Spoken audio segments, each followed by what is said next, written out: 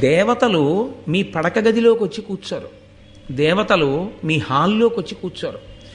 దేవతలు ఎక్కడికి వచ్చి కూర్చుంటారో తెలుసా అండి? అందరూ మీరు పూజ చేసేటప్పుడు ఆవాహయామి అంటే వస్తారు. మీరు నైవేద్యం పెడితే కంటితో చూసి వెళ్ళిపోతారు. అంతే, దృష్టిపాతమే చేస్తారు, తినరు దేవతలు. ఇంటి నైవేద్యాన్ని, మీరు ఇంట్లో పెట్టే నైవేద్యం ఏది ఉందో దాన్ని దేవతలు తినడం అన్న విషయాన్ని వేదం అంగీకరించలేదు. అలా లేదు ప్రమాణం, అలా తినరు. దృష్టిపాతం చేస్తారు, కన్ను విప్పి చూస్తారు. అంతే, చూసినందుకు అది ప్రసాదం అవుతుంది. యజ్ఞం చేస్తే తింటారు. తినడం అన్న సమస్య వచ్చేటప్పటికీ వ్యక్తి రావాలి కదండి. నేను మీ ఇంటికి దేవతార్చనకు వచ్చాను అనుకోండి, భోజనం అన్న మాట వాడకూడదు, దేవతార్చన అంటారు. దేవతార్చనకి నేను మీ ఇంటికి వచ్చాను అనుకోండి, వస్తానండి ఇవాళ నేను మీ ఇంటికి దేవతార్చనకు అన్నాను.